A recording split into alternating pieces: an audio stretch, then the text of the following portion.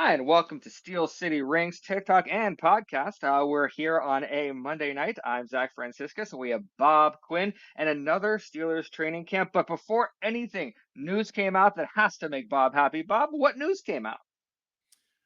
Troy Fatanu, according to Gerry Dulac, has moved into the top of the depth chart at right tackle, which is interesting because what we've been hoping for all along is a Broderick Jones, Troy Fatanu as the bookend tackles. So, taking a page out of Moneyball, when you get the answer you want, just smile and wave, boys. Smile and wave.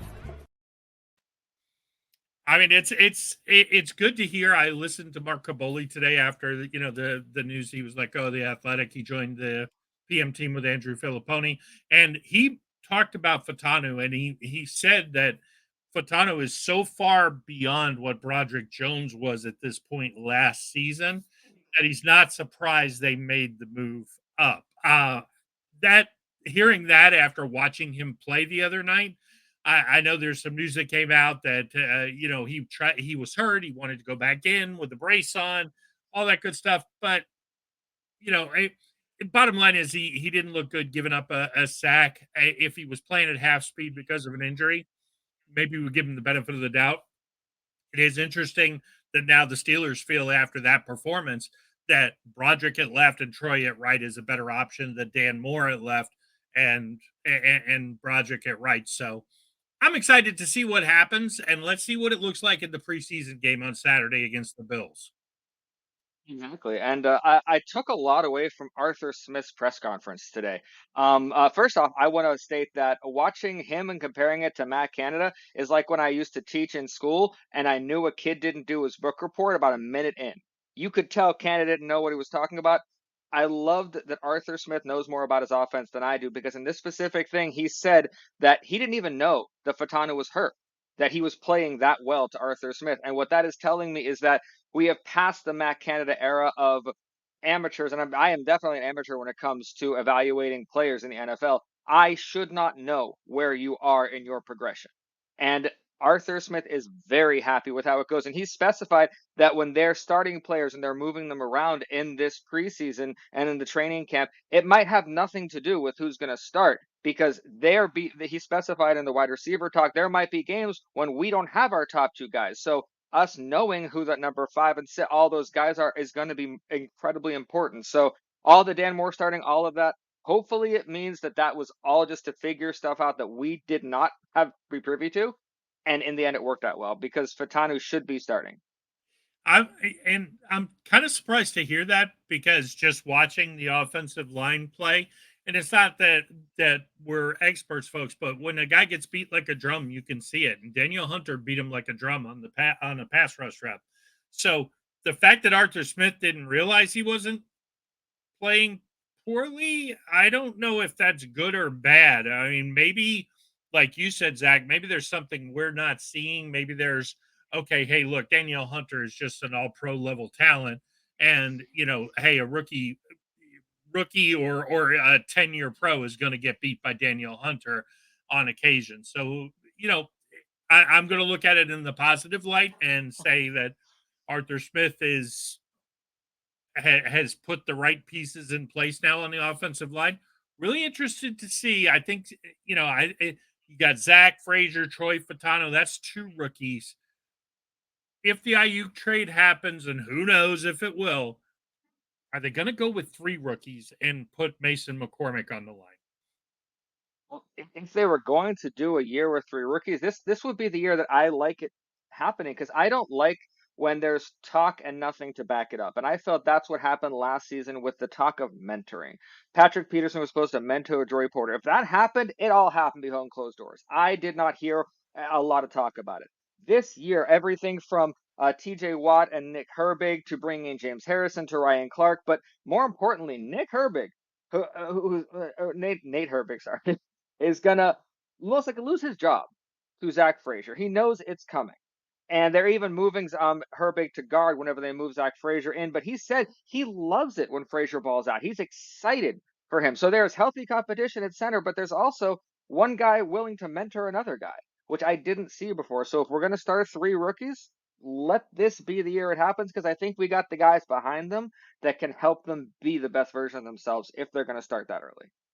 And let's face it, there's going to be injuries throughout the season. Nate Herbig is a much better guard than he is a center.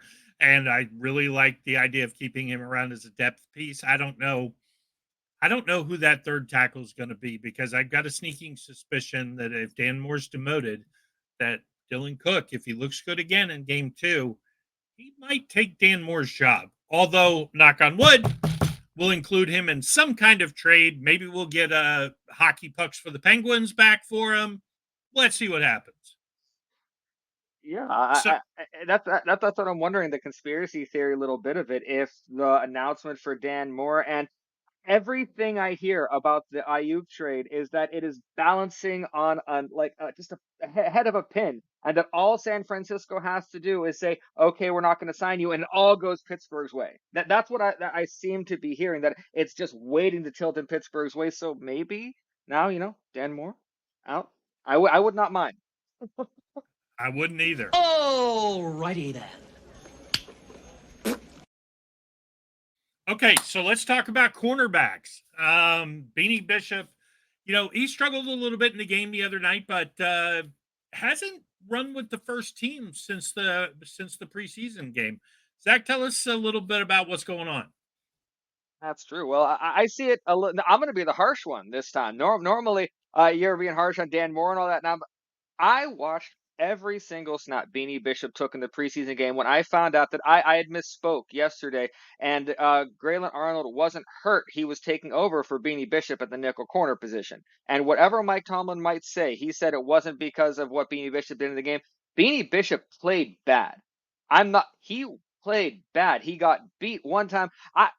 You have to go to Madden to see a player get beat as badly as he got beat in a play action. I don't know who number 1 is on the Texans. I'd have to go back and look, but that guy had a wide open touchdown if that wouldn't have been a sack early in the game. So just he was out of position. He didn't know how to blitz. He was running into the backs of defensive linemen. So everything I saw, yeah, give Graylin Arnold that chance. But more than that, Corey Trice is running with the ones now because Dante Jackson's hurt and Darius Rush is running with the ones and he's getting a lot of love. So these guys that we wanted to see a lot out of, granted they're coming from injuries, but it's preseason and from we've heard they're not that serious. We're getting to see good stuff out of Trice, out of Rush, and maybe out of people who are going to replace Bishop if he really is going to keep playing this way.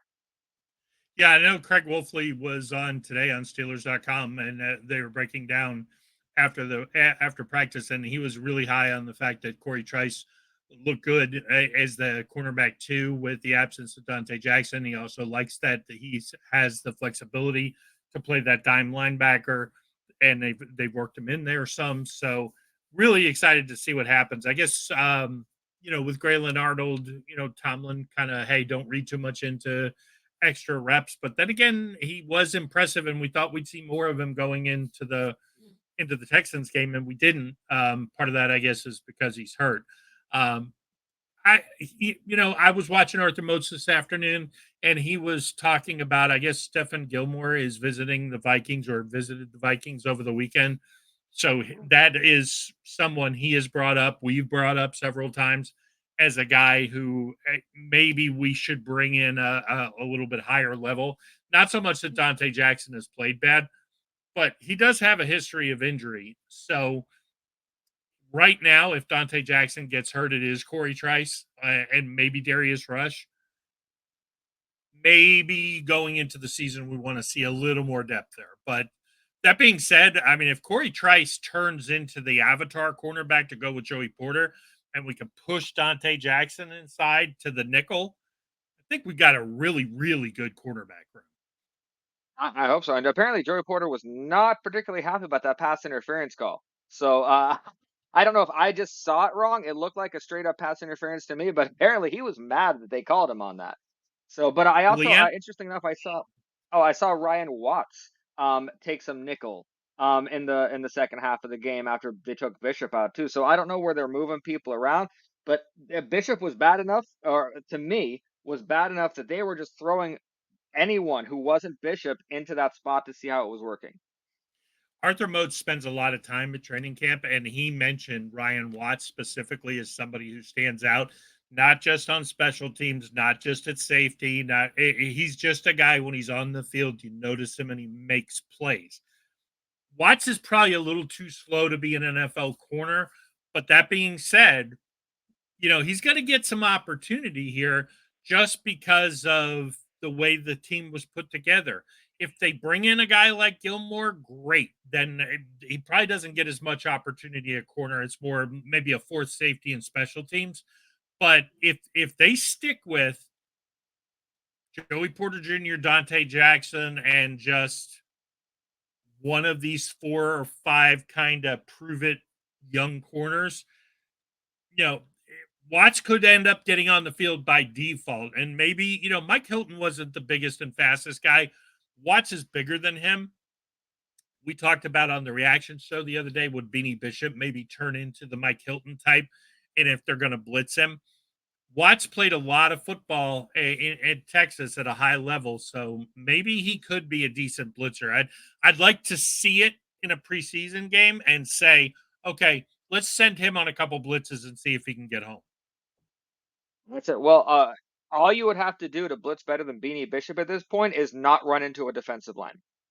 So that's pretty much what I saw. And it keeps running through my head because there's such a drastic difference between what I saw in practice and heard about in practice from Bishop and what I saw on the field. And it was kind of similar to the Justin Fields thing. Like Justin Fields was he was adequate on the field on preseason, but none of the big flashes that you kind of saw in practice. And Russell Wilson seems very comfortable. When he comes, they were trading back and forth and the first team today a lot. And I don't think Russell Wilson feels challenged at all when it comes to his job being taken.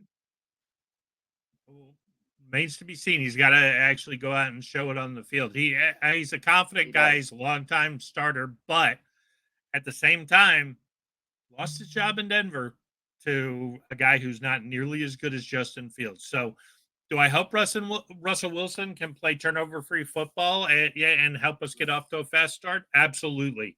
Am I going to be disappointed if he loses his job to Justin Fields? No, because long-term, I think it's better for the team. Moving on from the quarterbacks, Arthur Smith, like Zach talked about earlier, had a press conference today. And sounds like he wasn't a fan of the Steelers' previous offensive coordinator. What do you think, Zach? Well, from what I saw, first off, Arthur Smith has way too much professionalism and class from what I've seen to directly call out Matt Canada. But he used the word accountability a lot today, a lot. And it was specific. It wasn't in a general way. He was talking about the accountability trickle down between the players and the staff and how he likes to be really involved in everything. And it was the polar opposite of what you heard from Canada because there was no accountability in the Matt Canada system. There was Matt Canada said it happened. Oh, it didn't work. Matt Canada will say something in a press conference and we won't change it. But what this sounded like is there was a willingness to move things around. He talked a lot about moving pieces and a lot about looking to depth and looking forward to the inevitability of injuries within the season, all of which I genuinely believe Matt Canada didn't think about. That whenever he's going into the season, he looks at his depth chart. He's like, okay, all these guys are going to be fine for the whole season. And just like his plays, and doesn't look beyond A, B, C into what that means for D, E, and F.